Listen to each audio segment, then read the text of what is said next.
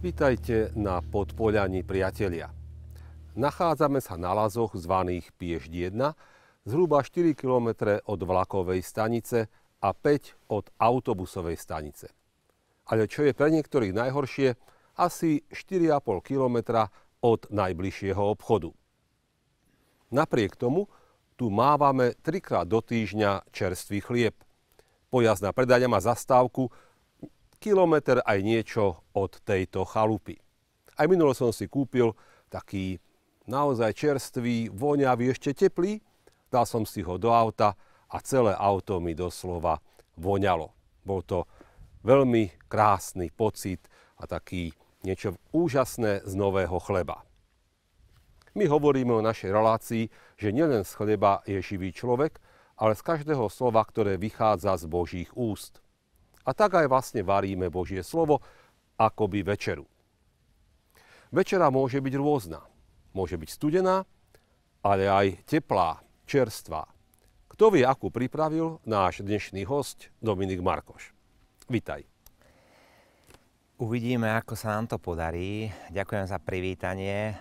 Verím, že to bude chutiť, aj keď to bude možno taká téma, ktorá nie je až tak veľmi všeobecná pre mnohých. Keď som pred 9 rokmi pozeral v archíve takú svoju kázeň práve na túto nedeľu, tak som tam vtedy si položil takú otázku, že akou cestou k tebe, ku mne, k nám Boh prichádza. A uviedol som tam niekoľko ciest a k tým cestám by som teda dnes pridal rád jednu, takú, o ktorej vtedy ešte nebolo ani chýru, ani slýchu. A to je cesta synody, o ktorej sa dnes tak hovorí a možno aj nehovorí.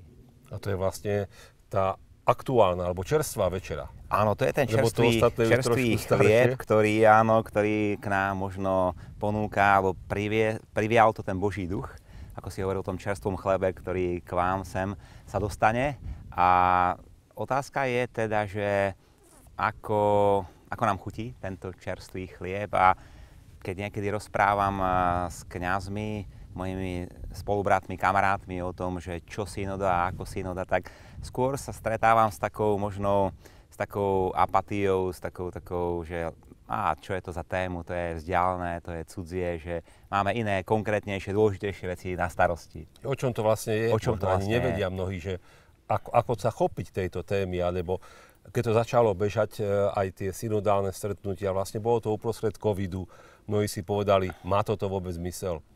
A má to zmysel robiť cez internet, to ja robiť neviem. Mm-hmm. Ale dalo sa trošku aj tak, boli rôzne možnosti. Možno ešte zostala trošku aj taká skepsa, ak si pamätáš z tých synod diecéznych, ktoré na Slovensku boli. A bola prvá. Áno, a mali taký rozpačitý možno nakoniec dopad na ten život, že aj tamto ešte stále vidíme, že to má ten dosah.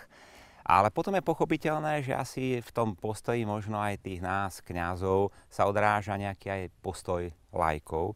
Lebo som bol nedávno na jednom takom stretnutí so vzácnymi ľuďmi, ktorí naozaj tú vieru sa snažia žiť v tejto modernej dobe, reprezentujú nejakú cirkev, snažia sa to dať do manželstva, život viery, odovzdať to svojim deťom v práci, v podnikaní. A som sa ich pýtal na synodu, že ako to oni vidia.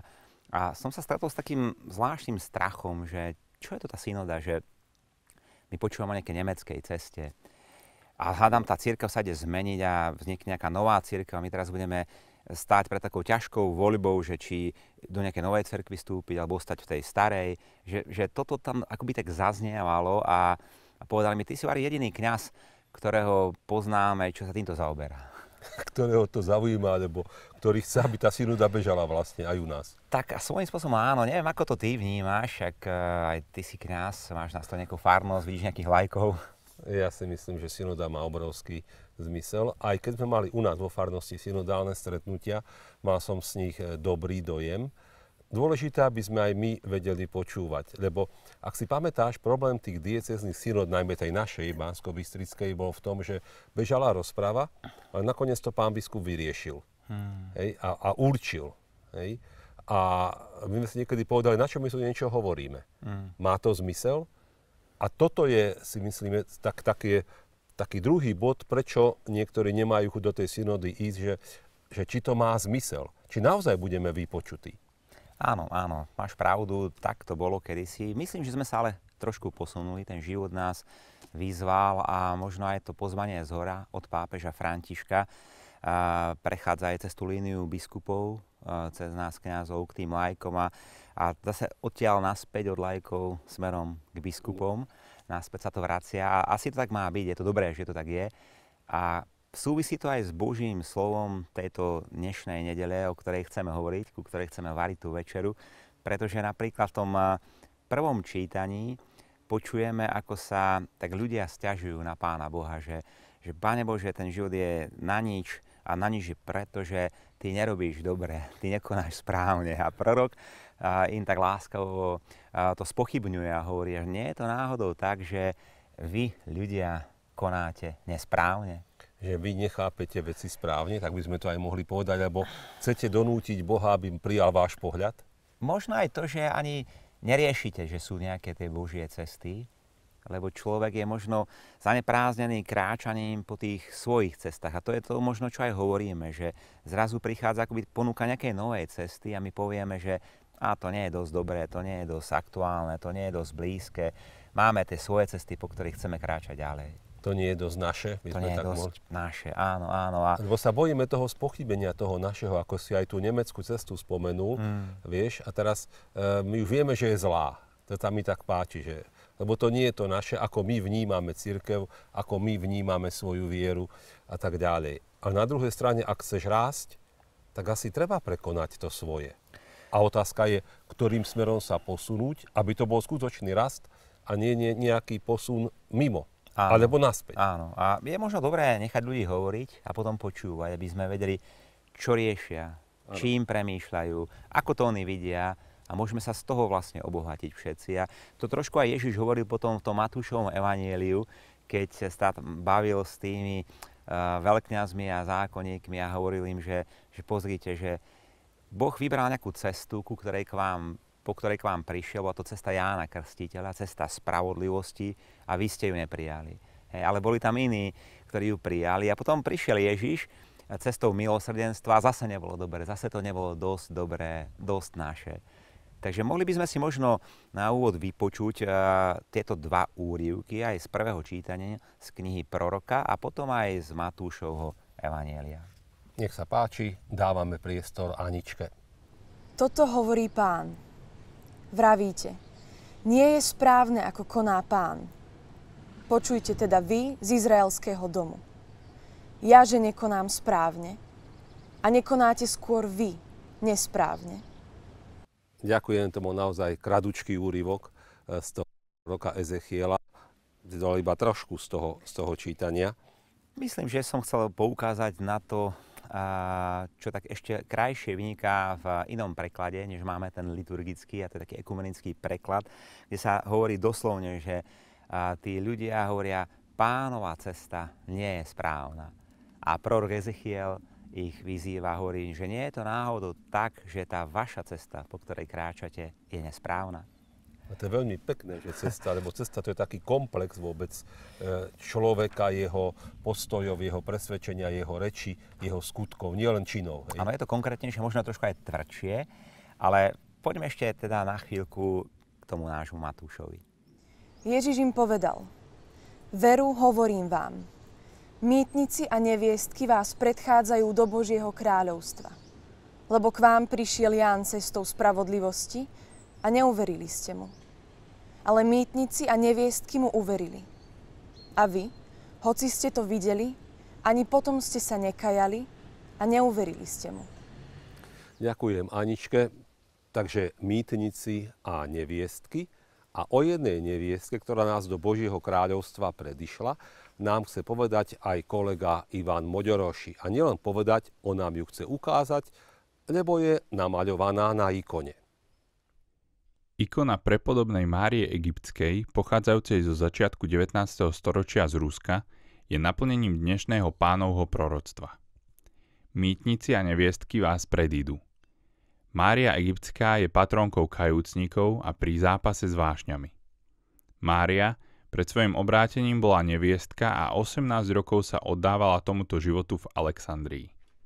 Robila to bezplatne, mysliac si, že telesná rozkoš jej prinesie šťastie.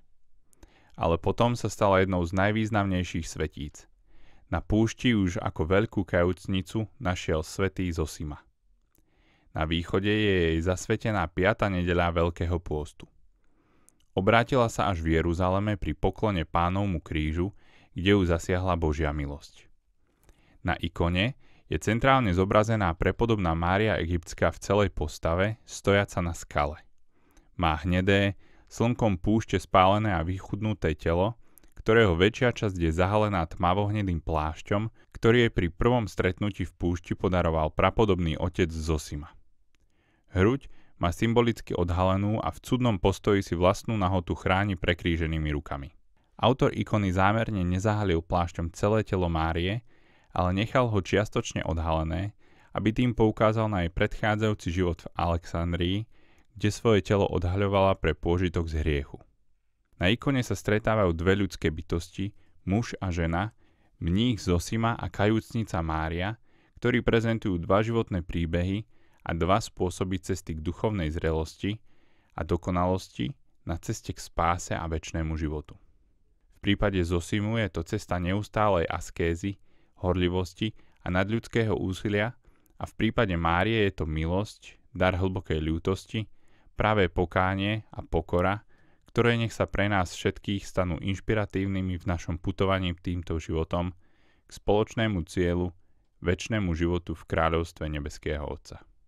Ďakujem kolegovi Ivanovi, ktorý nám vlastne ukázal tie klasické dve cesty, o ktorých sa často hovorí v rôznych duchovných príručkách, cesta nevinnosti a cesta pokánia. Oni nie sú celkom čisté, veľakrát sa vlastne tie cesty aj tak trošku doplňajú alebo prelínajú, ako o tom vlastne boli aj dnešné tie liturgické texty. A teraz tu je tretia cesta, cesta synody. Áno, áno, je tak zaujímavé, že kedysi som raz bol trénovať, behal som si po takých tých svojich cestách a presne som počúval ten podcast o tejto neviestke, ktorú máme tam na tej ikone a o tom starcovi Zosimovi a naozaj je to veľmi zaujímavý príbeh.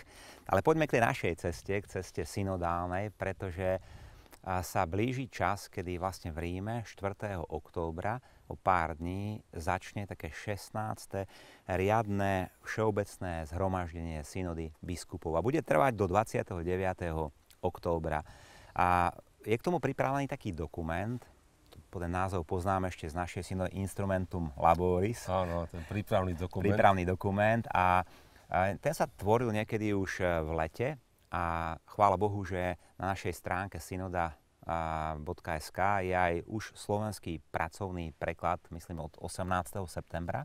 Takže je k nahliadnutiu. Je k nahliadnutiu a aby som to tak nejak priblížil, čo sa ide diať, tak myslím, že je pozvaných do Ríma na to stretnutie okolo 460 účastníkov, z ktorých je teda 365 tých, ktorí majú volebný hlas a z tých 365, ktorí majú volebný hlas, je myslím 54 žien, ktorí majú volebný hlas, čo je ako taká obrovské novum. Ako pre... Novota naozaj v cirkvi, veľká novota. Áno, a myslím, že obrovská šanca na prínos do tej debaty, aj do hľadania toho, že ako to vlastne rozhodovať všetko. A aj keď to z druhej strany pozrieme, tak napríklad v tom kostole máme tých žien vyššie percento, hej?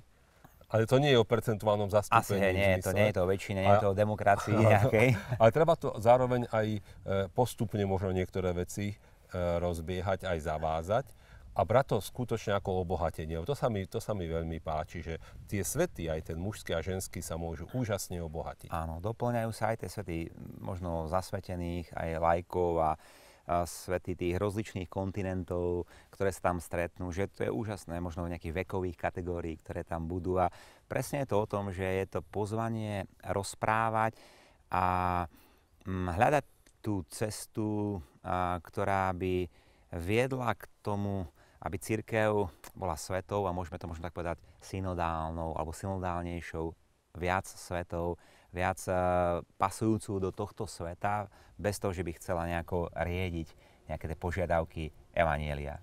A ono vlastne to hľadanie už je rozbehnuté, lebo to, o čom oni budú hovoriť, je vlastne vychádza z podkladov, ktoré sa začali pripravovať na tej miestnej úrovni. budú hovoriť aj o tom, čo sme rozprávali my? Určite úvodná časť toho dokumentu prípravného má taký názov, že kam sme na ceste došli doteraz. A to je vlastne akoby taký pokus zhrnúť celé to bohatstvo tých kontinentálnych stretnutí a syntéz a tých dokumentov, skúseností, ktoré sa tam akoby vytvorili. A je to ponúknuté ako také otázky tomu synodálnemu zhromaždeniu. Mám tu taký postreh generálneho sekretára synody, kardinála Mária Grecha, ktorý uvádza toto, že dokument je výsledkom dlhého procesu rozlišovania, ktorý zohľadnil všetko, čo bolo vykonané a vypracované počas 2 rokov konzultácií s Božím ľudom. A nejde pritom o syntézu alebo o nejaký záverečný dokument, ale treba ho skôr chápať ako text, ktorý otvára a pozýva k ďalšiemu, sústredenejšiemu uvažovaniu a rozlišovaniu. A to sa mi veľmi páči, lebo je to v duchu tej synody, že nejde tu o nejaké dokumenty, o nejaké knižky, ktoré si založíme do knižníc znova, ale je to práve o ten proces naučiť sa počúvať, naučiť sa rozprávať medzi sebou, naučiť sa rozlišovať, naučiť sa počúvať Boha v tom všetkom. A to je vlastne aj prvá časť toho prípravného dokumentu, ktoré je označené takým písmenom, že A. A hovorí sa tam, má taký podnadpis, že čo je to vlastne synodálna cirkev. Keď si sa ma v úvode pýtal, či som nejako zainteresovaný, či ma to zaujíma, pre mňa osobne to aj vec, že znovu a znovu zistujem, ako v niektorých otázkach nie som, podľa by som zorientovaný, alebo nešiel som celkom správne, alebo že potrebujem stále ešte hľadať mnohé veci a lepšie sa hľadá v dialógu a vo vnútri cirkvi samozrejme v dialógu. Nie je to iba o knihách. Bo knihy to je niečo, čo naštuduješ, ale skúsenosť človeka vedľa teba s duchovným životom a ešte ak to je v rámci spoločenstva, naozaj v modlitbe, v Duchu Svetom, tak ja si myslím, že to nám, a mne to teda osobne môže pomôcť. Áno, máš pravdu a asi sa to odráža, to čo hovoríš, aj do toho rozmienenia na drobné, že aká to je vlastne cirkev synodálna, lebo tam sa hovorí v niektorých tých odstavcoch napríklad toto, že je to cirkev počúvajúca. Je to cirkev, ktorá je pokorná a vie, že sa má za mnohé veci čo ospravedlniť ešte a poprosiť o odpustenie. Cirkev, ktorá vie, že sa má stále ešte mnoho učiť, ako ty hovoríš, že stále sa učíme aj my všetci, obidvaja, myslím si, všetci sa učíme, hej. Je to cirkev, ktorá sa nebojí možno rôznorodosti, pretože vie, že to je práve šanca na obohatenie sa, že nie všetky cesty sme schopní akoby uchopiť, prežiť, sledovať, ako si povedal. To nie je možné. Máme každý ten svoj výsek života, do ktorého vidíme a to stačí, lebo zase niekto vidí do nejakého iného výseku života. Všetci ľudia vedia potom všetko, ako spieval Verich, ale... Cirkev, ktorá je prijímajúca napríklad, zahraňujúca všetkých. Cirkev, ktorá žije z tajomstva, ktoré slávi v liturgii. Čiže toto všetko sú také znaky synodálnej cirkvi a my sa môžeme tak opýtať, že aká je moja farnosť v tomto všetkom? Je takáto moja farnosť? Vieme sa my v našej farnosti počúvať? Vieme my si priznať, že robíme aj chyby, za ktoré sa potrebujeme ospravedlniť? Vieme, že sa stále máme čo učiť, aby to nebolo takto, že už všetko vieme a už všetko sa vždy robí takto, ako sa robilo. Čiže to sú také otázky, ktoré sú podľa mňa dôležité v tom prvom momente toho dokumentu, prvej časti, ktoré má názov písmeno A. A potom je tam druhá časť, ktorá je vlastne písmeno B a tam už sú také 3 konkrétne vyjadrenia tých slov, ktoré dobre poznáme ešte z loga o synode, a to je spoločenstvo, spoluúčasť a misia. Tieto 3 body sú rozmenené na drobné, takže každá tá téma má 5 pracovných listov, ktoré akoby ponúkajú takých 5 pohľadov na tú tému a pozývajú ku dialógu tých jednotlivých účastníkov, ktorí budú možno v 35 skupinách po 15 ľudí v 5 svetových jazykoch. Úžasné. Takže spoločenstvo, spoluúčasť a misia. Ako to vlastne chápať, alebo ako ty vnímaš tieto pojmy a akým spôsobom môžeme my sa do toho nejako zapojiť, porozumieť lepšie?